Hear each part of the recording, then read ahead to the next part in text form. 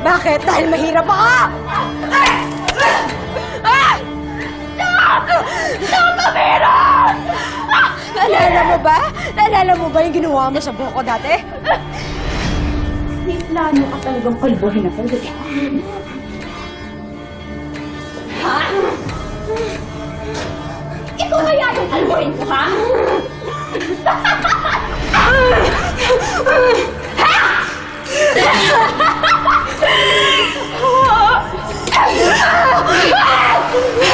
Shut up! Shut up! Shut up! Shut up! Shut up!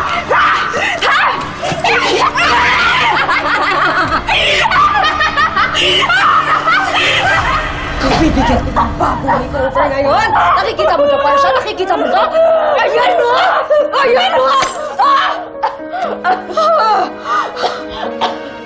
Alam mo, nakakaawa ka na. Ha? Nakakaawa ka na! Titigilan na kita.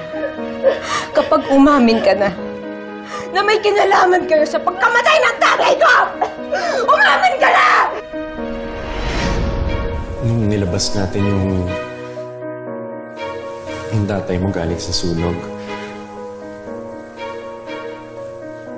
merong lalaki dun sa likod bahay eh.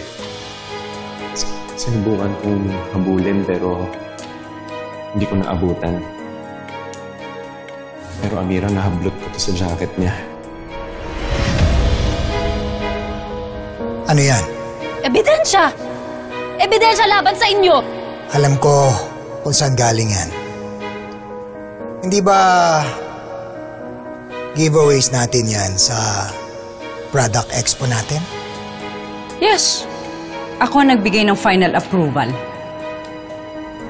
Libo-libong pirasong ganyan ang pinapagawa ng Nexel Show. Tsaka malay natin yung suspect ko. Yung nabigyan lang ng giveaway namin. Diba? Ngayon sabihin mo sa akin, pumunta ka ba sa bahay namin nung araw ng sunog? Ikaw ba pumukpok sa ulo ng tatay ko? Ikaw ba? Ikaw ba pumatay sa tatay ko, ha? Ha? Umamin ka na! Umamin ka na! Huwag na ako aaminin!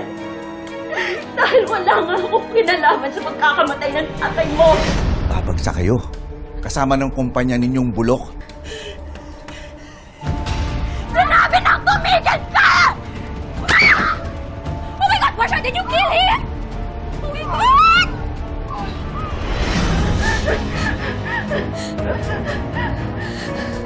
Tama pa ba itong ginagawa ko? Mukhang walang balak magsabi ng totoo si Portia. Hindi. Para to kay tatay. Para to sa lahat ng walang hiya ang ginawa ni Portia noon. Ayok ka, demonyo! Demonyo ka!